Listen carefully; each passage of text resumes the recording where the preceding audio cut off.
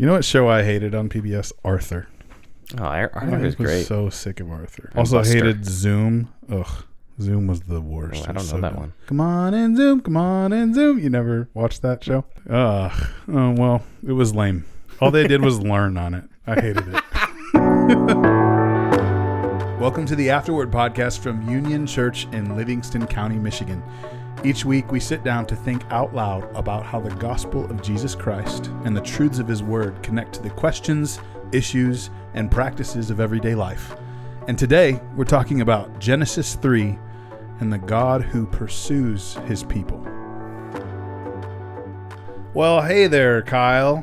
How are you? My friend! Here we are, back in the podcast. So good to see you. So good to see you, too. I have seen you at times. Yeah, I know. Throughout the last several weeks. It hasn't been several weeks of not seeing each other, but, you know, in this special space that we call the podcast of the Afterword podcast of Union Church. The studio. Yeah. Which is really just a imaginary place. Yeah, because it's wherever our microphones are right. at the time we're recording. Home is where the heart is. The studio is where the bikes are. Yeah, that's true. Yeah. We're also coming into this episode after Thanksgiving. Did you have a good Thanksgiving? I did. Great Thanksgiving. It was a long week and weekend with here around Howell and Brighton and all of Michigan, really. We had this massive snowstorm come through over the weekend too, yes. And then church on Sunday, which was a full day. So it was a long weekend, but it was a great week of Thanksgiving. Had the opportunity to spend it with both sides of our family, and our kids had a great time with extended family. Got to see some aunts and uncles that they don't usually get to see, so that was great. Cool. More importantly, though, what's your favorite Thanksgiving food? Pumpkin pie. Oh, really? Yes. I mean, I like pumpkin pie, but I'm just sad for you that that's your favorite Thanksgiving food. I have a sweet tooth. Yeah, but I love all the Thanksgiving things. I just want all the traditional turkey, potatoes, gravy, stuffing, green bean casserole. Yeah, sweet potato casserole, all the stuff. I don't like sweet potato casserole very much. Okay, well, I'm sad for you. Yeah, you can be. I like all Thanksgiving food too, but I only like turkey on Thanksgiving. The rest of the year, I don't really enjoy it, but I like it on Thanksgiving. I like good turkey. That's true. That's not dry. Not dry, yeah. My wife made some good turkey. You have to say that. This is recorded. Yeah, well, I'm speaking. All we do is spit the truth. How was your Thanksgiving? We had a great Thanksgiving.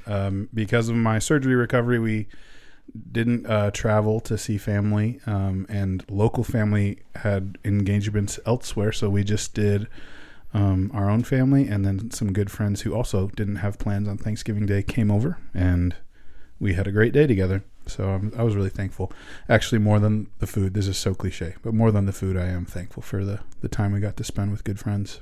So this last Sunday, in the midst of snowstorms and baptisms and welcoming new members and baby dedications at Union Church, you also preached on Genesis 3 for the first Sunday in Advent. So do you want to summarize the passage or read part of it and then take us through the main points of your sermon? Yeah, I will. I'll just summarize because there's a lot going on in Genesis 3, but it is so familiar to many of us, I think. In Genesis 3, we get the command from the Lord to the man and the woman who he has created, Adam and Eve. He commands them. He gives them the ability, the freedom to eat of any tree in the garden, but he tells them, do not eat of the tree in the middle of the garden. On the day that you eat of it, you shall surely die. And the next thing we see is a serpent come and tempt Eve to eat of the tree that God had forbid them from eating, and tells her that if she does eat of it, then they will be like God, knowing good and evil. Eve does eat of the tree, and she gives some to her husband as well, who eats of it. And then the two realize their nakedness, and they hide. And in their hiding, the next thing we see is that the Lord comes and looks for them. He calls out for them, "Where are you?" And he asks them why they're hiding. He asks them how they knew that they were naked, and if they had eaten of the tree. And they admit their wrongdoing. They kind of play the blame game, and then the Lord doles out consequences. He starts with the snake, and then to Eve, and then to Adam. And then after he doles out those consequences, the two are clothed. Actually, there's two things that happen right after. First, Adam names his wife. Actually, up until this point, she doesn't have the name Eve. She's just called the woman, and then he names her Eve because she was the mother of all living, is how the ESV translates it. And then they are clothed in skins by the Lord, and then they are cast out of the garden. And it's a familiar story to many of us, but there were some elements of it for me this time around that were really striking. And in particular, the thing that I wanted to bring before the congregation on this first Sunday of Advent was that the Lord always pursues his people. That was our main point. The Lord pursues his people, and he pursues them with his very presence, with his self, in order to expose our sin and our need, to destroy the evil around and within us, and ultimately to cover our shame. And so that was where we went on Sunday morning. I'm right there with you that Genesis, the things you talked through on Sunday are familiar passages, and yet there were also things like nuances that you brought out that were, I don't know, things I hadn't meditated on before. For instance, how Adam names Eve. You always just assume Eve is her name from the first time the woman gets mentioned, if you don't just read the text carefully or think carefully through it. And so it was cool to get into the weeds a little bit in that story. My first question actually has to do less with your sermon in particular and more about Genesis 3 in general. Mm-hmm. This is not the first sermon on Genesis 3 that we've preached at Union Church. And I would say I'd be willing to bet that there's probably more than any other passage like this is the passage that gets referenced in other sermons at Union Church, kind of no matter where else we're at in the Bible. It might be the passage that gets referenced most. I don't know. You might. I'm not going to go back and count, but yeah, somebody else wants to do that study. We talk about Genesis 3 a lot, and actually in the new year in 2026, we're kicking off the new year with a series on Genesis 1 through 3. Yeah. Which I'm really excited about. So we're back. We're kind of coming back to Genesis a lot, and particularly talking about Genesis 3 a lot. Why is that? And well, let's just start there. Why do we talk about this passage so much? Yeah. Well, one of the ways that we talk about the Bible is that it is one story. And it is the story of, one of the ways that we often summarize that story is creation, fall, redemption, and then restoration. It is a story ultimately of what God has done and is doing and will do to restore all things to himself. It starts with his creation of the world, but then the problem that comes very quickly in the story of the Bible and the story of all of our history is what is termed the fall, which is this moment in Genesis 3 where sin first enters the world. And with sin first entering the world, so too death enters into the world. I mentioned on Sunday, but this isn't just like an arbitrary rule breaking that's happening here. Adam and Eve are setting themselves up as rival gods. And it might not seem that way if you just kind of read through the text on first glance, but that's what's happening. They are taking the role that God has given them to rule over creation as his image bearers, as his sort of representatives on earth, and have instead submitted themselves to the creatures, to the snake in particular, and set themselves up as usurpers. And that ultimately is the thing that causes this fundamental break in the universe for all of history. We've been going through Ecclesiastes as a church. We just finished these Bible studies over the fall, and Ecclesiastes is basically one big reflection on the brokenness of the world. Vanity, vanity, all is vanity. I told the attendees at the end of our Bible study, at our Bible study finale, the best way I would summarize that famous vanity line is really just brokenness. Brokenness. The world is broken. That's really what Ecclesiastes is reflecting on. And so much of all of the rest of the Bible doesn't really make sense unless you recognize that the world has been broken. It was broken by human beings setting themselves up as God, failing to give God the worship and honor and service that he deserved. And as a result of that, having a fundamental disordering of the world. And so everything else that comes, both the brokenness of the world, but then also the glorious kind of conclusion and solution to that brokenness, which comes in the gospel, it all comes about because of that moment that disrupted the Edenic beginning to the world. Yeah. One of the over the last few weeks ago, I had surgery on my leg, right? And they removed a tumor from my leg, and I've shared that with people in various ways and at various times. And a recurring question that I get is, do you know where it came from? Mm-hmm. And it's just, that's our natural curiosity. Even though the problem has been clearly identified and even the solution has been offered, it's out of me now, and the surgery is done. The action has been taken. Everybody has this curiosity or hunger to understand, and part of our understanding is knowing the origin of a thing, right? And I think since we're talking about the reality of a broken world, as we communicate the gospel, so often we're going back to, where did this come from? Mm-hmm. And this is the origin point. Mm-hmm. And it's not even just curiosity, right? It's we want to know where it came from because we don't want it to happen again. We it's one thing to, you remove this, but this with this, even with the biopsies and stuff that happen post-op with something like this, it's like you want to make sure that whatever happened before is preventable. You want to solve it. Not just a temporary fix of getting this particular tumor out of your leg.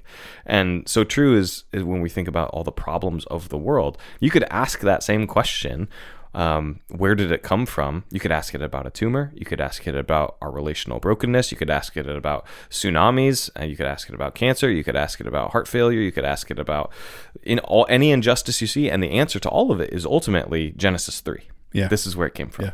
And the second and maybe better reason that we go back to Genesis 3 is it's not just the origin point of the problem. It is the first time we get a hint of the solution. Yeah. I don't know if you mentioned this on Sunday, but I know we've talked about it at other times. Mm-hmm. This is where we find the big fancy word is the proto-evangelion, mm-hmm. the first gospel in mm-hmm. Genesis 3:15. It's the first hint and promise that God would come and make everything right that we've made wrong. Yeah. So lots packed into Genesis 3, and I love how you brought the angle of the pursuit of God towards his people. What a wonderful thing for us to think about during Advent when we're mm-hmm. leading up to remembering Emmanuel, God with us. And we get to hear that promise sort of foreshadowed even all the way at the beginning of the scriptures. All right, Kyle. Now I have a question particularly about your sermon. I have a point of disagreement. So put on your spectacles because we're going to get nerdy for a second. In your sermon, you asked, does God have a body? You were talking about God, walking in the garden, and Adam and Eve heard God walking in the garden, and they were ashamed and they hid themselves. And so you just threw out to the congregation, now does God have a body? And I have to admit, both me and another person in my row said yes. Now we said yes, like we're smart enough to not say it loud enough that because we might have been wrong. We didn't want to be bold about our wrongness, But I do think God has a body, and I want to talk about it. Sure. I think God has a body, particularly in the way that you asked the question, because 2,000 years ago, the Word became flesh mm-hmm. and dwelt among us, yeah. and he died. Jesus Christ lived as a human being, died on the cross, rose again, and then ascended into heaven. And the scriptures and the creeds of the church tell us he sits at the right hand of the God the Father. And it doesn't say anything about him not having a body anymore. I believe, and you do too, as Christians, that Jesus Christ lives in a incarnate form with a body, fully God and fully man, even now. So I would say, yes, God does have a body. And what do you say to that, sir? Let's say God the Son does have a body. And certainly that is true in a way today that it wasn't true of God in Genesis 3 when we're talking about God, right? God the Son has a body. He came and added humanity to his divinity. But in his divinity, this is kind of theology 101. In his divinity, God does not have a body. The Westminster Confession of Faith puts it like this. It says he is without body, parts, or passions. You think about what Jesus says in John chapter 4, verse 24. God is spirit, and his worshipers must worship him in spirit and truth. That's his whole. Jesus is talking to the Samaritan woman and is telling her. She asks whether we should worship God on the mountain in Samaria or in Jerusalem, and Jesus essentially is saying to her, "You're focused on the place where you should worship, but God isn't physical; He is spirit." And that's what we see all throughout Scripture, is that God in his divinity doesn't have physical parts. And so when the Bible, especially when you're looking at the Old Testament, and the Old Testament will often use what we'll call anthropomorphic language to describe God. It might describe God snorting with his nostrils, or reaching out his hand, or in Genesis 3, walking in the garden.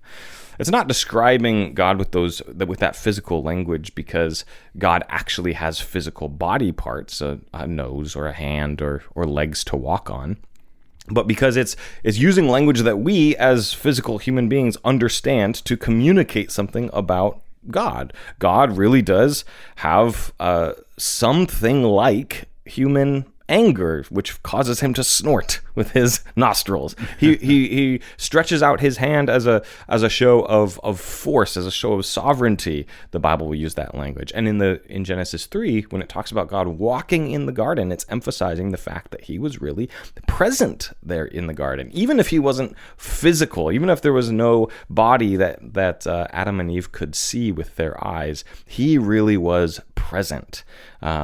Now, there are other times in the Bible where the text doesn't emphasize that presence, right? Sometimes the Lord speaks to his people through visions or dreams or through angels and intermediaries. But in that Genesis 3 passage, that's one of the things that's so striking to me, is that it is emphasizing that he is present. And that is what Adam and Eve ultimately, Genesis 3 says, they were hiding from the presence of the Lord. That presence can be a great comfort, or it can be a great terror. Yeah. So let me just be theologically curious for a second, because this is not something I've read Genesis 3 before and written a position paper on. Never thought about it this carefully before. But some people might say, or some theologians would put forward, that when people see the Lord in the Old Testament, it's like a manifestation of the pre-incarnate Christ. Mm-hmm. When God, if or when God takes on bodily form, it's always the God the Son. And so places like in Joshua, where it talks about Joshua seeing the angel of the Lord, or something like that. And so in Genesis 3:8, it says, they heard the sound of the Lord walking in the garden. Mm-hmm. And I just, my mind, I don't really have any reason to disagree with the things that you're saying, except I'm reading the text and I'm thinking, okay, but they heard the sound of the Lord walking in the garden. Does that not imply some sort of bodily presence of the Lord, Yeah, could be. I mean, I think we're speculating pretty significantly at this point. Yeah. And that's not what the text is meaning to teach us. Yeah. I think the thing that we want to hold on to, though, is that when the Son takes on humanity in the incarnation, there's something unique that's happening there. Prior to the incarnation, the Son did not have a body. Now, the Bible does talk about the angel of the Lord, and I would count myself among those theologians that would say that oftentimes when the Bible talks about the angel of the Lord, there's something unique that's happening there, where the second person of the Trinity, the Son, is being made manifest in a unique way.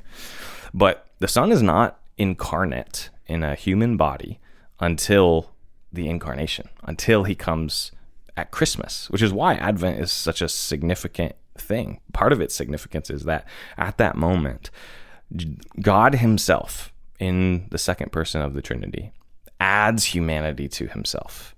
Doesn't lose any of his divinity, but adds humanity to himself so that he can suffer and die in a way that he couldn't previously. Yeah. And we desperately needed that. It's the very embodiment of that pursuit of God, of his people, that he would even become incarnate and take on a body that could decay. Yeah. So to summarize, we can speculate about what exactly was happening at the time when Genesis 3 occurred, but the emphasis of the text is that God's presence was really there with his people. He wasn't there by proxy or anything. He was really there with Adam and Eve. And we can also say that technically and theologically speaking, God does not have a body. And yet, if you were to just ask a church member, does God have a body? And they said yes, they might not be wrong, because they might be thinking of God the Son, who is now incarnate. Absolutely. Yeah. It's a similar kind of question to when you ask, can God die? Right? And on one hand, you would say, no. That's part of what makes him God. He is immortal, invisible, God only light, right? In his divinity, God cannot die. That's what makes him God. And yet, Jesus, the Son, really is God. And so it is proper to say that in Christ, God died. Now, that doesn't mean that God ceased to exist or that the Trinity was broken or anything like that. But in Christ taking on flesh and taking on humanity, he was able to die. And we can say that God, the Son, the second person of the Trinity, God the Son, died. Yeah. Mysteries and glories that are somehow too deep for us. Yeah. All right. Let's talk a little bit more about the main point of your sermon, that God pursues his people. And we pulled that out of the text in various ways. We've been talking about a lot of heavy things generally as a church this fall. Yeah. As we've been walking through 1st and 2nd Thessalonians, we've talked about the end times, and we've actually shown a particular light on God's judgment in Drake's sermon last week. And as we talk about heavy things like this that are hard for us to grapple with, one of the tensions I think that people can have is something like God's judgment might be good news for the Christian, but is it really good news for me? Like, it's a question of assurance, right? And I wonder if somebody might have a similar angst as they listen to a sermon like this. Wow, that's really beautiful that God pursues his people, but does God pursue me? Or maybe zooming that out a little bit, like, does God only pursue his people, or does he pursue everyone? Is that good news? Is that a tough pill for us to swallow? Like, how would you counsel somebody who has that sort of tension? Yeah, I think you could listen to a sermon like mine from Sunday, and if you're listening to it with not too closely, you could think, okay, so God always pursues people in order to bring about salvation, essentially. And that could lead you down a road toward a sort of like universalist almost tact. Like, this is always the way God acts towards people, is he moves to save them and to forgive them, even no matter how much wrong they've done. And yet, one of the things, actually, this is one of the things that as you read through Genesis, there's a cool literary thing that you can trace throughout Genesis, is that you start to see, through the history of humanity, you start to see two lines of descendants. You see, as Adam and Eve have children, You see their children, some of their children essentially continue to worship God. And then you see other of their children and descendants turn away. And one of the ways that theologians talk about this is they talk about the line of the Lord and the line of Satan. It's almost like there's two competing genealogies happening in Genesis.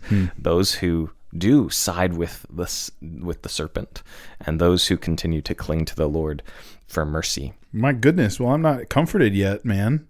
What if I'm in the line of Satan? Yeah, that's a good question. So one of the unique things that happens throughout the story of the Old Testament is that Israel becomes the epitome of this line of the Lord.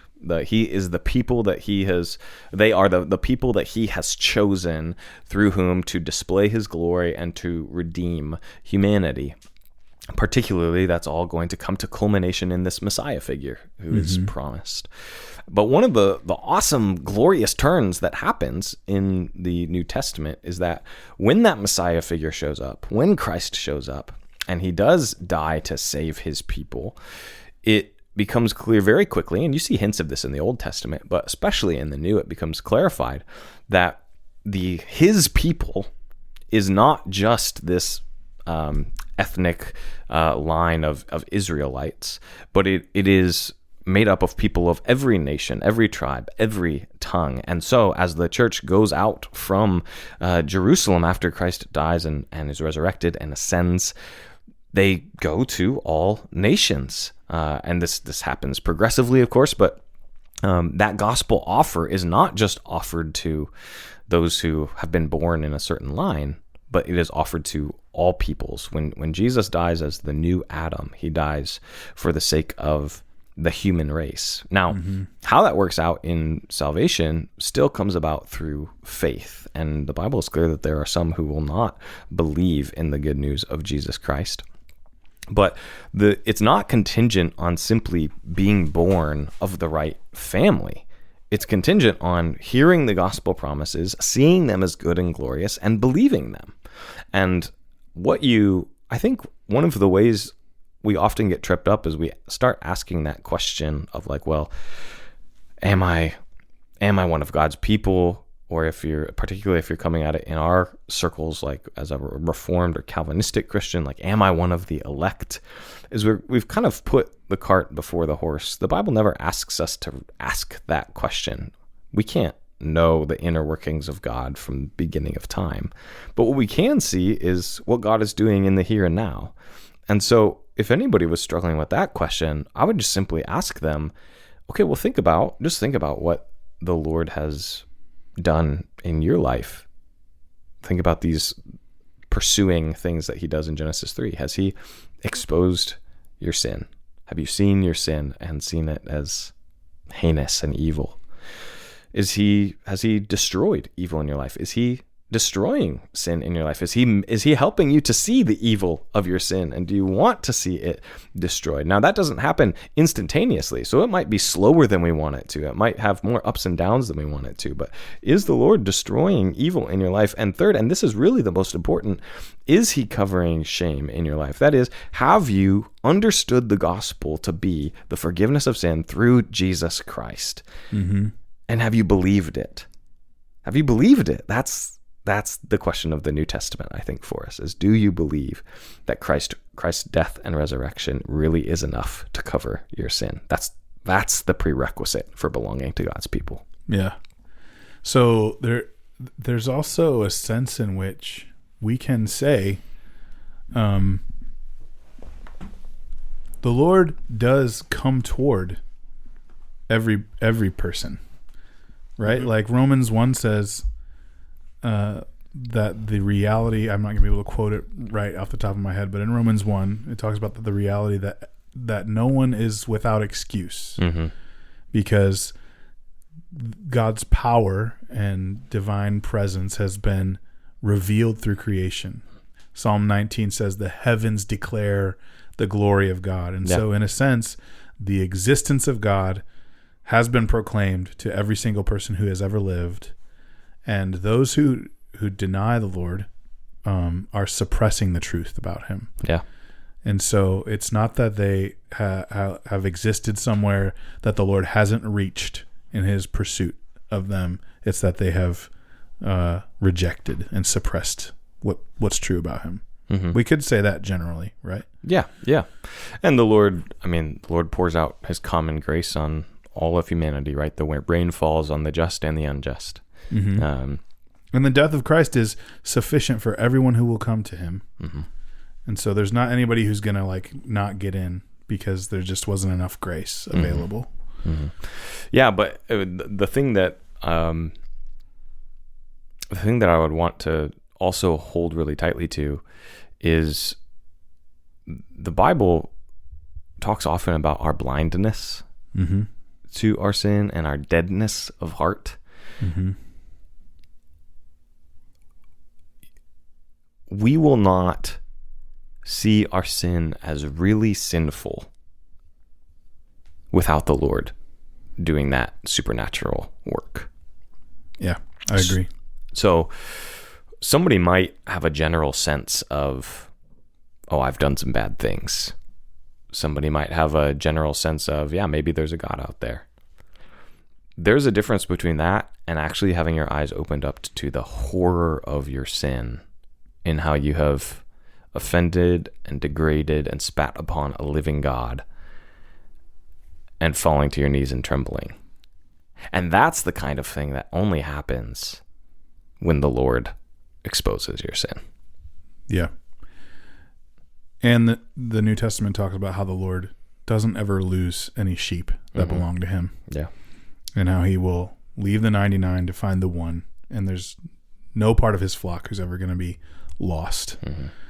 And his sheep know his voice. So there is this reality that there are some who belong to him, whom he pursues and protects. Mm-hmm. And then there are some who don't belong to him. Yeah. So we've talked about this question, and I want to just return to the core question again. And I want to ask you to, with everything we've talked about, rephrase the answer like you're answering one of your kids' questions.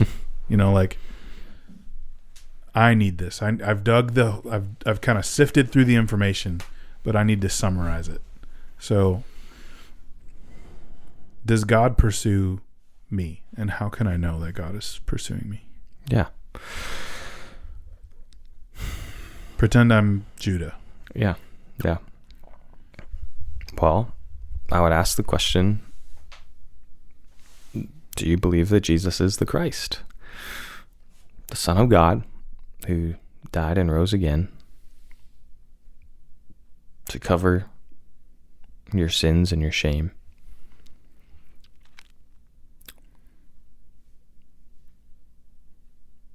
I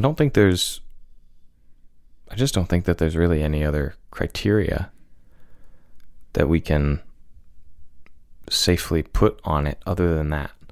There are some other things that we can ask, but that's the question that we have to ask ourselves is, do we really believe that these things are true? And if you are doubting the Lord's pursuit, then you just don't have to go any further than looking at the person of Jesus, who went so far as to, again, for the infinites to become finite, to add humanity to himself so that he could suffer and die.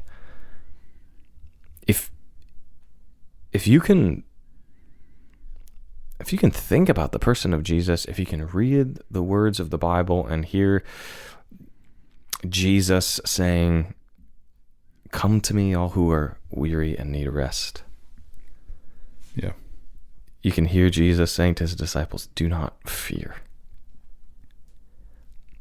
You can hear Romans 8 saying, "There is therefore now no condemnation for those in Christ Jesus." If you can hear those things and not have your heart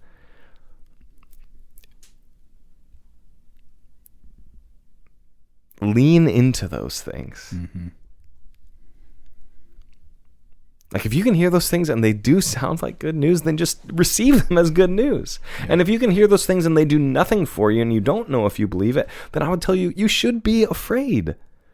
And you should let that fear drive you to the Lord. Let that fear drive you to the Lord Let that fear drive you to the word. Don't then be apathetic toward that. Mm-hmm. Let it drive you to the word, to the promises of God, and then believe those promises. Yeah. The Lord is pursuing you. That's what the Bible is. It is the Lord's pursuit of you. So go and hear the words of the Lord and believe them. Yeah. I don't know how else to answer those kinds of questions other than that. I would say believe, like if you feel that sort of tension and you are afraid, just what you said, believe and rest on that promise, and know that the assurance of your faith doesn't rest on how strongly you feel or don't feel it. Let me let me rephrase what you just said. I think I know what you're trying to say. Your salvation does not rest on the strength of your assurance. Yeah. Like if I walk out onto a frozen pond, just because I've watched too many movies, I'm going to be worried about falling through the ice. Mm-hmm. My legs are going to tremble and I'm going to be afraid. Or I might walk out totally confident. And whether or not I fall through the ice doesn't depend on how I feel about the ice. It depends on the strength of the ice, right? Yeah. And so Christ is the one who holds us. Yeah. And so as you answer that question, I'm thinking like, yes, but we do want to be mindful of those who are just more scrupulous, more prone towards doubt. And we don't want to, flip them into a tailspin, mm-hmm. right? Mm-hmm. Yeah, absolutely. One of the great things that came out of the Protestant Reformation is the early reformers and the generation after the reformers said, contrary to the Catholic Church, at least at the time, that you really could experience assurance. That you really could experience it. Now, but they also wanted to make really clear, assurance isn't salvation.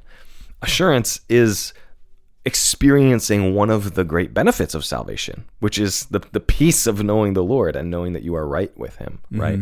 Mm-hmm.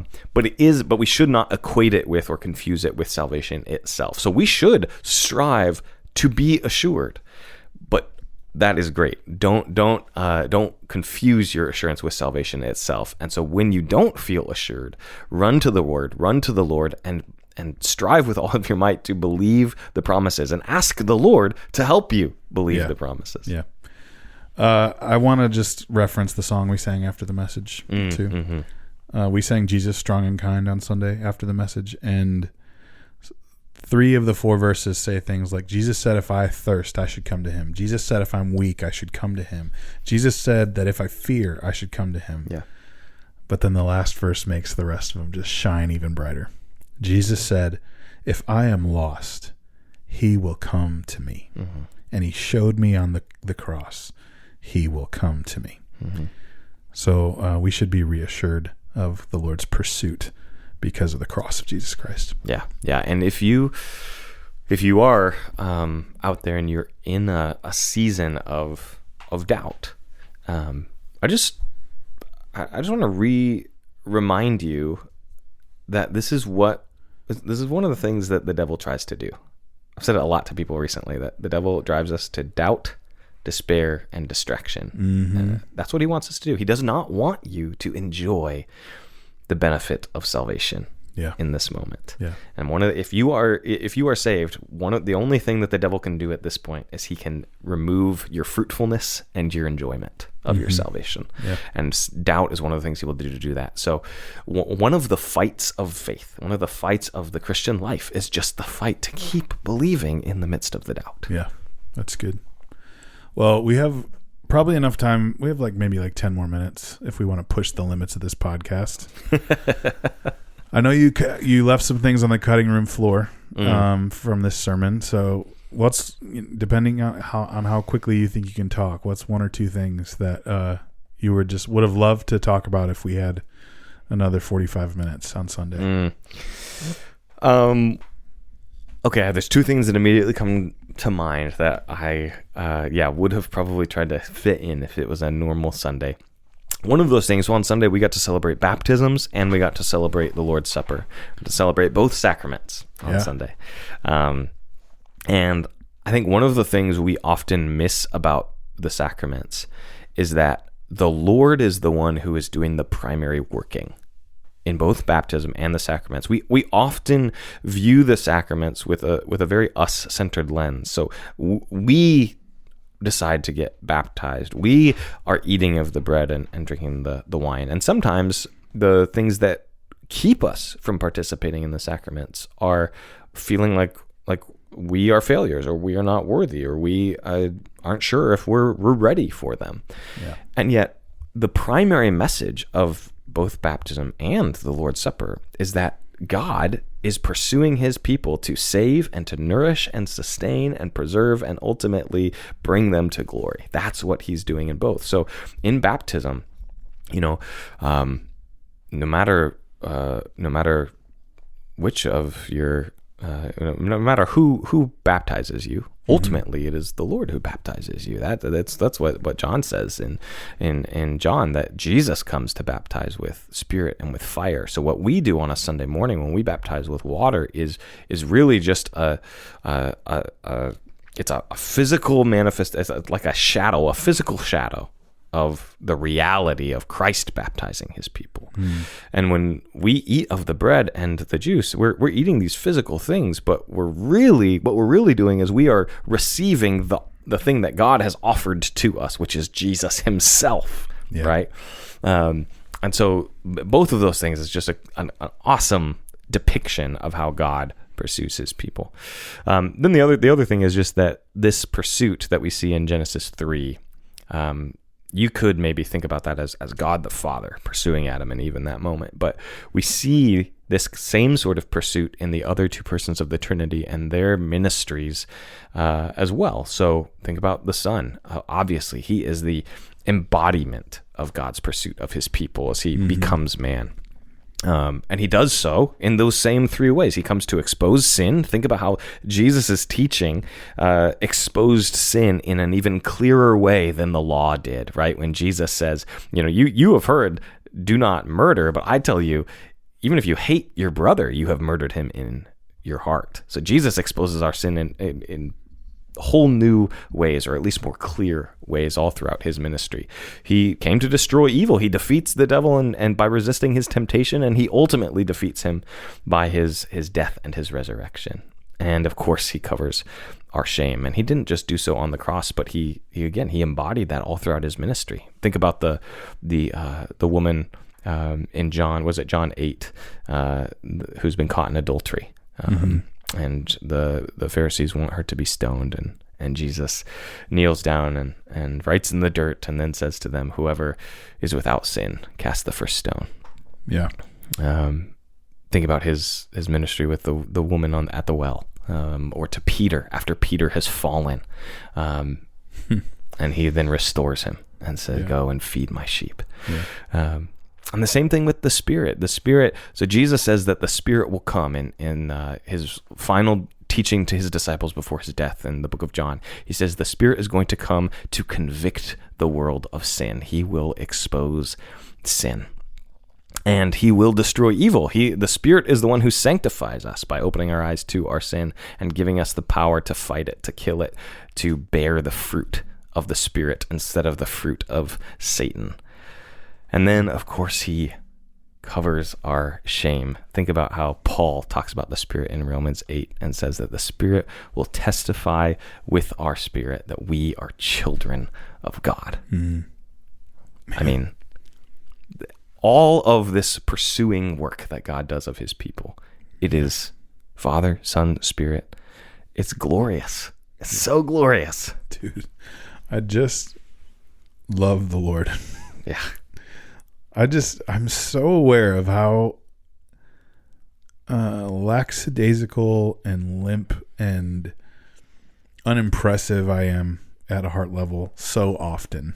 I'm so grateful that he pursues me. Yeah. I need it so much. Like I would be so up a creek without a paddle if any part of following Jesus meant relying on my ability to run after God.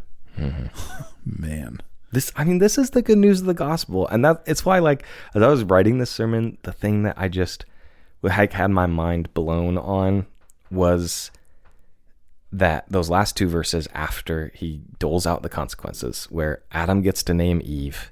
Eve is named for her glory instead of her shame. Yeah. And Adam even gets the privilege to do that after he had failed as a husband and as a leader and all of it. And it just, that's the glory of the gospel, is that it's not just that, like, okay, you know, you could say, okay, your slate's wiped clean and make it sound like it's just some, I don't know, some cold legal procedure, but all of our shame, all of our sin, all of the failing that we do, not just before we're Christians, but after, the Lord does not leave us in it. That's the glory of his pursuing his people. There's no hope without that. Man, what a good truth to meditate on as we go throughout our week. I think we should call it there. Is that good with you? Yeah. Well, friends, thanks for tuning in with us to reflect on Genesis chapter 3. I'm excited to continue to work through Advent with you. We're going to be continuing in our series on 2 Thessalonians for the next couple weeks, but also walking through the season of Advent together. The goal of this podcast is to equip the people of Union Church for discipleship and mission.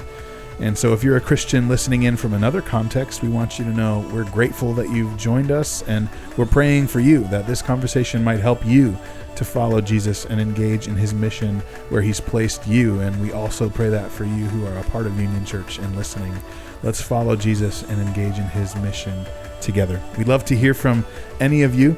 So if you have thoughts or feedback or questions, you can send them in an email to connect@unionchurchmi.com. And just include the word podcast in your email subject line. So thanks for listening, friends. Lord willing, we'll see you next week on another episode of the Afterword podcast.